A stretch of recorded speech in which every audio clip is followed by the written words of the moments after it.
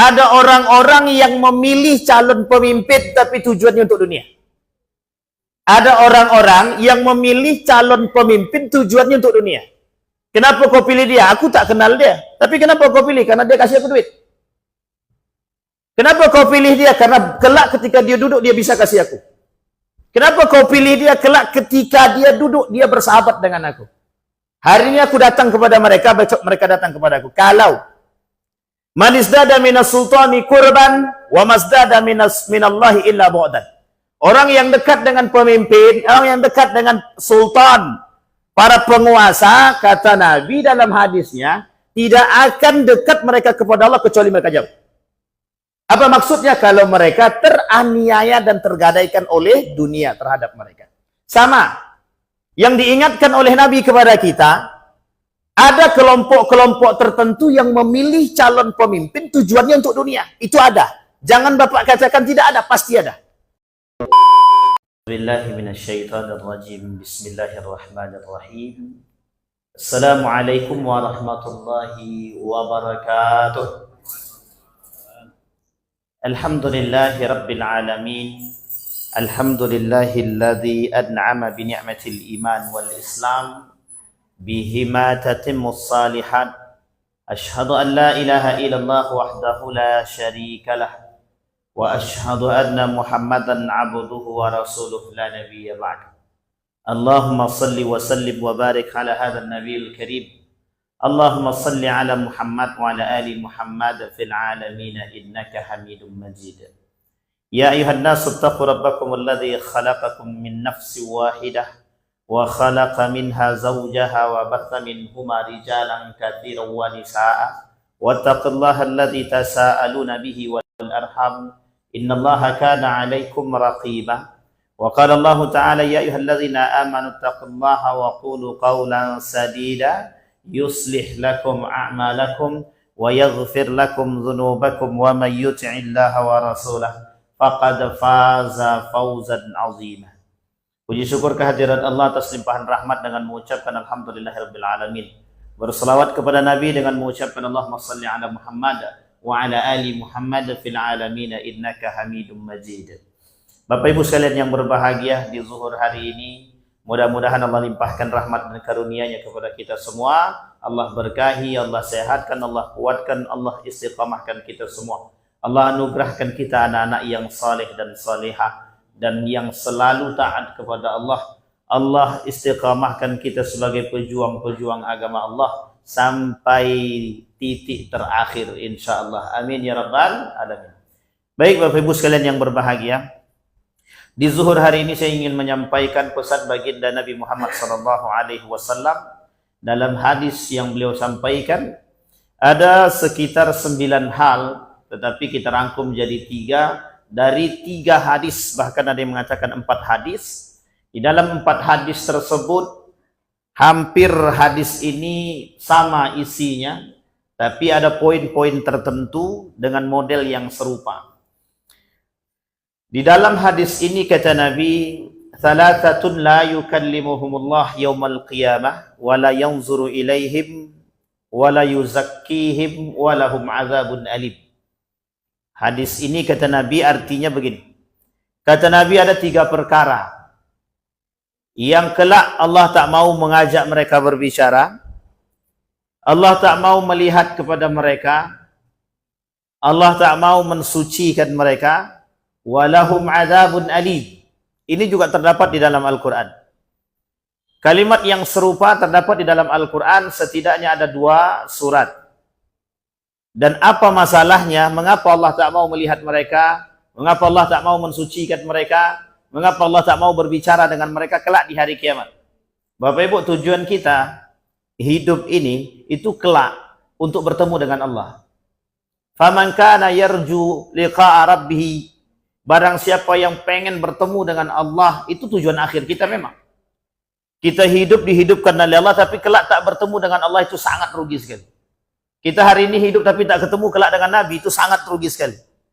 Karena yang menjadi panutan kita adalah baginda Nabi Muhammad SAW. Bahkan semua manusia yang lain yang hidup di luar masa baginda Nabi Muhammad SAW berharap bertemu dengan Nabi Muhammad. Nah, apatah lagi kita yang menjadi berada pada umat baginda Nabi Muhammad SAW pasti punya keinginan untuk bertemu.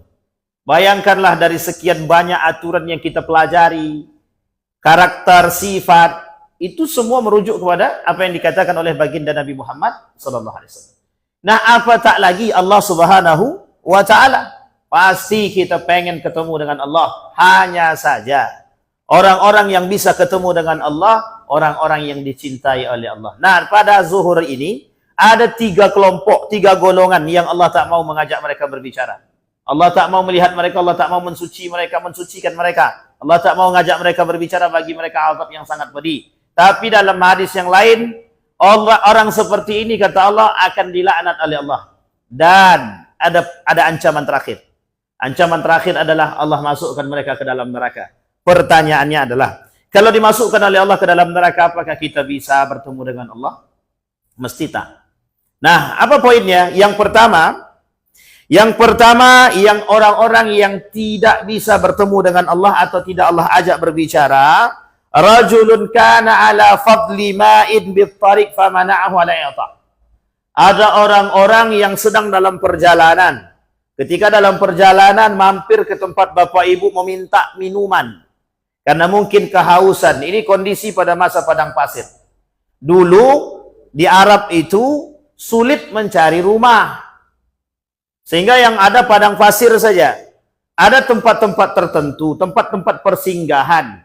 Yang tempat-tempat persinggahan itu biasanya orang-orang yang punya ladang dalam arti lain adalah di gurun itu. Ada orang-orang yang punya gembalaan, mesti punya air. Dan para pengembara yang lewat itu singgah di tempat gembala tersebut, biasanya mereka meminta air. Kenapa? Karena posisi padang pasir itu sangat sulit cari air. Sampai hari ini itu sulit. Kalau Bapak Ibu berangkat ke Saudi Arabia, tapi yang lewat jalur-jalur padang pasir itu susah sekali mencari air. Sehingga kata Nabi, ada orang-orang yang diberikan kelebihan air oleh Allah, sehingga ketika ada pengembara berhenti meminta air dari mereka, tapi mereka tak mau kasih. Mereka tidak mau memberi. Famana'ahu 'alal i'ta'. Mereka tidak mau memberikan. Artinya apa? Bahasa lain sebenarnya, bahasa yang sederhana, meringankan beban orang lain. Itu yang pertama. Yang kedua, memberikan kemudahan bagi orang lain. Yang ketiga, bagaimana cara kita mampu berbuat kepada orang yang tidak kita kenal.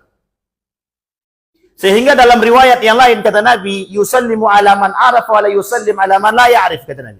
Kelak di akhir zaman itu akan muncul orang-orang yang hanya memberikan perhatian kepada orang yang dikenal. Sementara orang yang tidak dikenal mereka tidak mau perhatian. Bapak Ibu boleh lihat hari ini, kita akan memberikan perhatian kita kepada orang yang kita kenal. Sehingga kalau ada orang yang tidak kita kenal, justru yang muncul dalam benak kita, kita curigai. Dan itu karakter. Saking banyaknya manusia itu, Ustaz, betul. Saking banyaknya manusia. Tetapi ada orang-orang yang saking banyaknya kejadian-kejadian, muncul dalam benaknya suuzon terhadap orang yang belum tentu salah dari perbuatan mereka. Baik, itu poin yang pertama. Kemudian poin yang kedua. Kemudian pada poin yang kedua, rajulun. Ini jangan tersinggung nih, nomor 2 ini agak penting sedikit. Rajulun baya'a imaman liyusibu minhad dunya.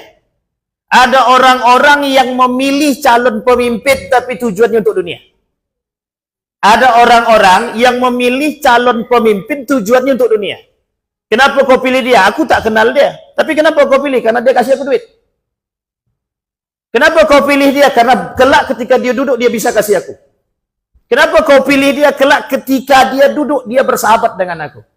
Hari ini aku datang kepada mereka, besok mereka datang kepada aku. Kalau man izdada minas sultani kurban wa masdada minallahi illa bu'dan. Orang yang dekat dengan pemimpin, orang yang dekat dengan sultan, para penguasa, kata Nabi dalam hadisnya, tidak akan dekat mereka kepada Allah kecuali mereka jauh. Apa maksudnya? Kalau mereka teraniaya dan tergadaikan oleh dunia terhadap mereka. Sama. Yang diingatkan oleh Nabi kepada kita, ada kelompok-kelompok tertentu yang memilih calon pemimpin tujuannya untuk dunia. Itu ada. Jangan Bapak katakan tidak ada, pasti ada. Karena ini yang diancam oleh Nabi. Kenapa Nabi mengancam? Karena pasti ada yang terjadi. Kalau tidak terjadi, tidak mungkin Nabi sampaikan. Karena Nabi tak tahu, tak mungkin Nabi sampaikan. Apa yang harus kita lakukan? Kata Imam Al-Mawardi, dalam kitabnya Al-Ahkam As-Sultaniyah, ini kebetulan besok kita pemilihan nih. Kebetulan banget tuh. Besok kita pemilihan. Kata Imam Al-Mawardi, dalam kitab Al-Ahkam As-Sultaniyah, setidaknya ada 7 hal yang harus diperhatikan sebelum memilih. 1, perhatikan bibit bobotnya. Maksudnya apa? Perhatikan kecerdasannya. Sebelum Anda menilai seseorang kepada ketakwaannya, poin penting adalah ketakwaan akhir. Kata Imam Al-Mawardi, perhatikan yang pertama kecerdasannya. Yang kedua keadilannya. Yang ketiga kesehatannya. Yang keempat keberaniannya. Yang kelima kata Imam Al-Mawardi kebijakannya. Yang keenam ketakwaannya. Kita urut dari awal sampai akhir, Pak. Tapi agak cepat saja. Adil. Kalau kita pilih pemimpin tak adil itu namanya, dari mana kita tahu dia tidak adil? Kalau dia meminta kita untuk melakukan satu perbuatan yang keluar dari jalurnya agama, itu jelas tak adil. Tidak adil secara agama, tidak adil secara pribadi, dan tidak adil secara naluri. Kita manusia punya sifat kemanusiaan. Salah satu sifat kemanusiaan itu keadilan. Jadi kalau bertolak belakang dari sifat keadilan, jangan pilih. Kapan dia adil? Ketika dia datang kepada kita aja, saya baru nampak adilnya. Kalau tak datang, tak nampak adilnya. Itu jangan pilih. Berarti dia ada maunya. Itu yang pertama. Yang kedua, orang berilmu. Jangan pilih pemimpin yang mohon maaf. Lebih mengedepankan nafsu dia daripada ilmu dia. Ini banyak pemimpin, calon pemimpin yang maju ini karena nafsu, karena gengsi, karena ingin dipandang, karena ingin mengangkat derajat, karena ingin sesuatu, karena harta dan lain sebagainya. Aku maju cuma ingin mendapatkan kehormatan. Ada. Kalau dia naik jadi pemimpin, oh semua orang akan menghormati aku. Sampai di sini bisa dipahami Bapak Ibu. Yang kedua. Yang ketiga, orang yang sehat jasmani. Tidak mungkin yang buta kita pilih. Kalau ada yang buta, yang cacat, patah kaki dan lain sebagainya, ngurus diri susah, apalagi ngurus yang lain. Ini bukan sindiran, ini yang dikatakan oleh Imam Al-Mawardi dalam kitabnya Al-Ahkam As-Sultaniyah, yang bisa dijadikan rujukan. Karena para ulama yang mutaakhirin menganggap Imam Al-Mawardi dalam kitabnya sangat populer sekali. Seluruh dunia memahami dan mempelajari kitab Al-Ahkam As-Sultaniyah. Yang ketiga. Yang keempat, normal, sudah tadi kita sampaikan. Yang kelima, ada kebijaksanaan. Oh, ini kalau tidak bijaksana, susah kita, Pak. Kalau kita tidak bijaksana, tahu kita kebijaksanaan seseorang. Orang bisa itu bijaksana atau tidak bijaksana itu terlihat ketika dia menyelesaikan satu permasalahan pada diri dia. Baik masalah pribadi dia, yang kedua masalah agama dia. Bapak Ibu, kata guru saya, kalau ada orang yang bisa lebih menghargai Tuhannya daripada masalah dia yang lain, berarti orang paling bijak. Kalau bisa menyelesaikan urusan dia, urusan agama dia yang ada pada diri dia, maka orang tersebut lebih bijak daripada yang lain. Kenapa? Karena yang dia kedepankan lebih dulu adalah Tuhan, baru orang lain yang dia dahulukan. Kebijaksanaan. Yang kemudian yang keenam, keberanian. Hari ini kita butuh pemimpin yang berani. Bapak Ibu boleh cek dari 1 sampai 5 yang wali kota. Bapak Ibu boleh cek dari 1 sampai 3 yang gubernur. Pilihannya terserah Bapak Ibu. Tapi bersandarkanlah pilihan tersebut pada apa yang dikatakan oleh Imam Al-Mawardi.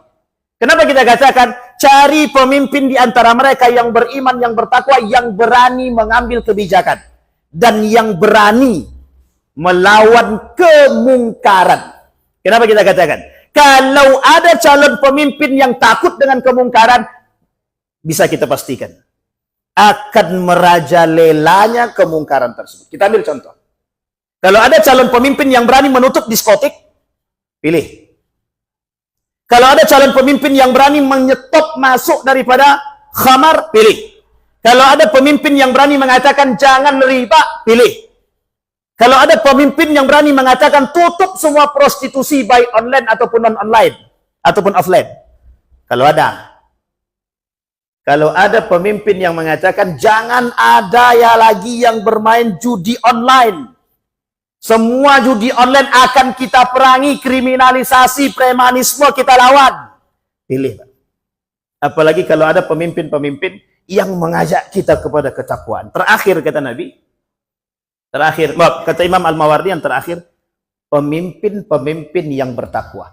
Kalau semua pemimpin ini bertakwa, bagaimana cara kita melihat ikhtiar terbaik kita kepada Allah, Pak? Kalau semuanya buruk, cari yang paling sedikit keburukannya. Kalau semuanya sedikit keburukannya, Pak, cari yang paling rajin sholatnya. Kalau semuanya rajin sholat, cari yang paling sering datang ke masjidnya. Semuanya ke masjid, cari yang paling sering ke masjidnya pada sholat subuh dan isya.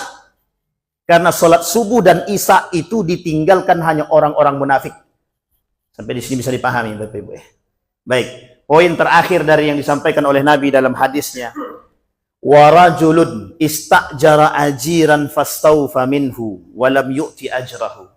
Kata Nabi, golongan yang ketiga yang tidak diajak berbicara, yang mendapatkan azab yang sangat pedih, yang dilaknat oleh Allah, yang mereka dimasukkan oleh Allah ke dalam neraka. Bos yang bos yang tidak mau membayar gaji karyawannya, atau bos yang suka nahan gaji karyawannya, atau siapapun mereka yang mempekerjakan orang yang tidak mau memberikan haknya orang lain kepada yang berhak untuk mendapatkannya. Mereka itu ketiga-tiganya, kata Nabi, Allah murkai, Allah tak ajak mereka berbicara, Allah tidak mau melihat mereka, Allah tidak mau mensucikan mereka, bagi mereka azab yang sangat pedih, Allah laknat mereka, Allah masukkan mereka ke dalam api neraka. Dan nerakanya satu, neraka Jahannam. Terakhir sebelum saya tutup, Bapak Ibu, tangan Bapak Ibu hari ini menjadi kunci. Apakah Anda sanggup mempertanggungjawabkan atas pilihan Anda? Tergantung pada ikhtiar Anda. Landaskan pemilihan Anda kepada keimanan kepada Allah. Insya Allah yang memilih dengan keimanan, yang melakukan kebaikan dengan keimanan, Allah tunjukkan jalan terbaiknya. Mudah-mudahan bermanfaat bagi kita semua. Fa'tabiru ya ulil absar la'allakum tuflihun. Assalamualaikum warahmatullahi wabarakatuh.